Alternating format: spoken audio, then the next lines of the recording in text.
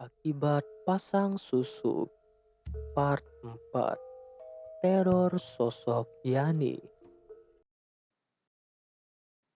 Yani akhirnya dimakamkan. Baru mendengar kabar bahwa Yani memakai susuk, warga mulai menyebarkan gosip tak sedap mengenai Yani di sekitaran kampung itu. Apalagi ada desas-desus kalau arwah Yani gentayangan menghantui warga kampung. Minah misalnya. Dia mengaku pernah dihantui sosok seorang Yani ketika mandi. Kisahnya waktu itu, Mina sedang mandi di waktu sore hari menjelang maghrib. Di dalam kamar mandi, Mina bersenandung menyanyikan lagu. Ketika sedang asik bernyanyi, Mina dikagetkan dengan suara nyanyian yang entah dari mana datangnya. Itu suara dari luar ya, pikir Mina. Suara nyanyian itu semakin jelas terdengar, seperti seseorang yang sedang mengalunkan lagu Sunda.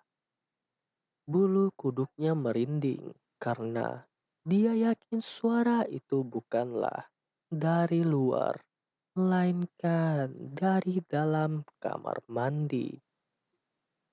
Dengan perasaan takut, Minah akhirnya memeriksa ke setiap sudut ruangan kamar mandi.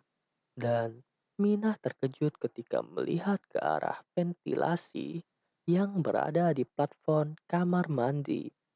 Di sana, Minah melihat rambut menjuntai dengan kepalanya yang terbalik dan dengan kondisi mata yang melotot, sementara mulut yang tetap bernyanyi meski menganga.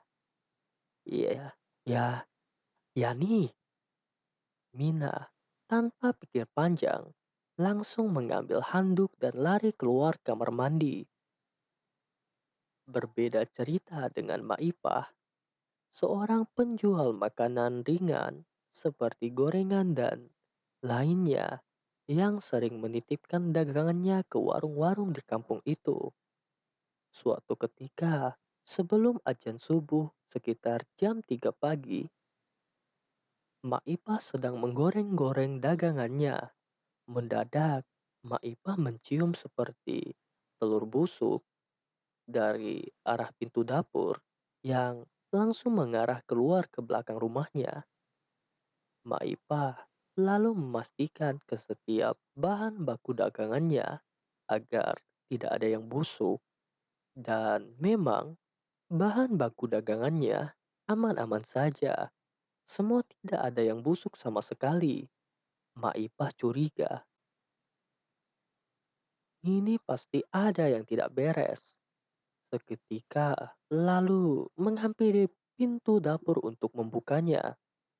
Perlahan, Maipah membuka pintu dapur itu dan dia dikejutkan dengan sesosok wanita berpakaian sinden persis seperti apa yang dikenakan Yani ketika posisi terakhir meninggal dunia, sedang berdiri di dekat pohon mangga yang ada di belakang rumahnya dengan rambut terurai acak-acakan dan matanya masih melotot dengan mulutnya yang menganga.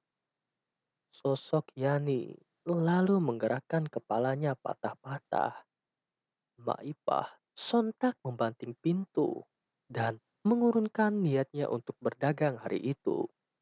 Setelah kejadian itu, Maipah mengalami demam selama 1 minggu.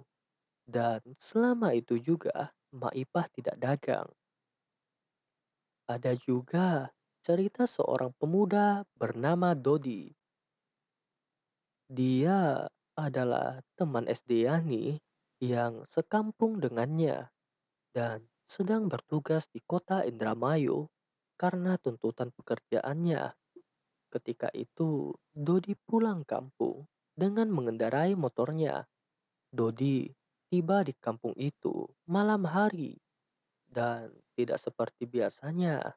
Warung Manggandi yang awalnya selalu buka Malam hari kala itu tutup. Dodi tidak menaruh curiga sama sekali. Padahal Mang Gandhi menutup warungnya lebih awal karena ketakutannya akan mitos arwah gentayangan Yani. Di dekat gerbang desa, Dodi melihat ada seorang wanita yang sedang duduk di kursi depan pos ronda. Dodi mengenali wanita itu. Dia adalah Yani. Dodi tidak tahu Yani telah meninggal, sehingga dengan santainya dia memberhentikan motornya dan menghampiri Yani, lalu bilang, "Yan, ngapain sendiri di sini? Kamu habis manggung dari mana? Kok baju kamu kotor gitu?" "Manggung di Ciamis," kata Yani dengan pelan. "Oh, mana peralatan kamu? Kok gak ada?" tanya Dodi. "Anterin aku pulang." Tanpa basa-basi, Yani langsung duduk di belakang motor Dodi. Dodi yang tak menaruh curiga sedikit pun, lantas mengantar Yani ke rumahnya. Di tengah perjalanan, Dodi melihat Irman temannya sedang bermain gaple di pos ronda di dalam desa. "Hei, Man!" Dodi menyapa Irman. Dot, baru pulang kamu?" tanya Irman. "Iya nih, sekalian mau antar Yani ke rumahnya." kata Dodi sambil menunjuk ke arah belakang motornya. Mendengar perkataan itu, semua orang yang ada di pos ronda mendadak memperhatikan Dodi dan Irman lalu melihat ke belakang motornya Dodi. Di sana, Irman melihat sosok Yani dengan mata melotot, mulut menganga, dan wajah yang penuh darah bekas sayatan. Irman dan semua orang di pos ronda menahan kaget karena mereka tidak mau Yani malah mengganggu balik mereka. Dengan inisiatif masing-masing, sembari menahan rasa takut, semua orang di sana tanpa basa-basi meninggalkan pos ronda dengan sedikit terburu-buru. Irman hanya memberi isyarat memurumkan wajahnya kepada Dodi. Dia tidak ingin memberitahu Dodi saat itu juga karena takut Yani mendengarnya. "Kenapa kamu, Man?"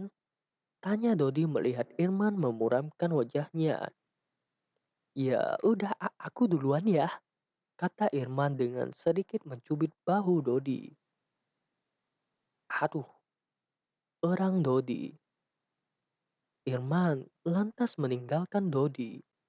Dia sedikit terheran kenapa Irman seperti ketakutan. Dodi tidak pikir panjang. Dia lantas mengantarkan Yani ke rumahnya. "Assalamualaikum," ketuk Dodi di depan pintu rumah Yani. "Waalaikumsalam." Terdengar suara sepuh dalam rumah yang mana itu adalah Bu Esi.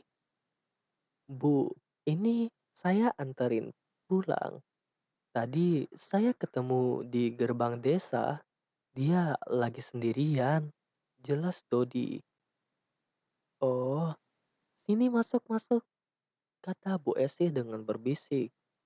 "Dot, Yani udah gak ada," ungkap Bu Esi sambil menahan nangis.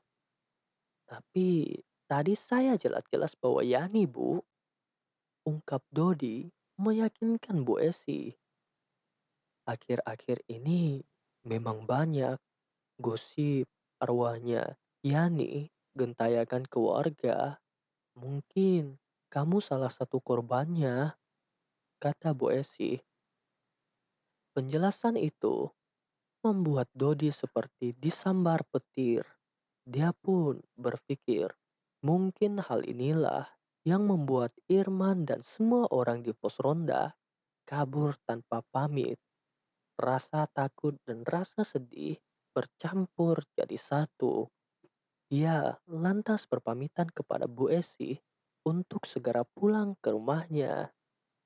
"Makasih ya." Hihihihihi. Suara itu terdengar melayang ketika Dodi memarkirkan motor di depan rumahnya. Mendadak, dia merasakan merinding hebat dan bergegas memasukkan motor ke rumahnya. Tanpa pikir panjang, Dodi langsung masuk ke kamarnya untuk mengobati rasa takutnya digentayangi oleh Yani.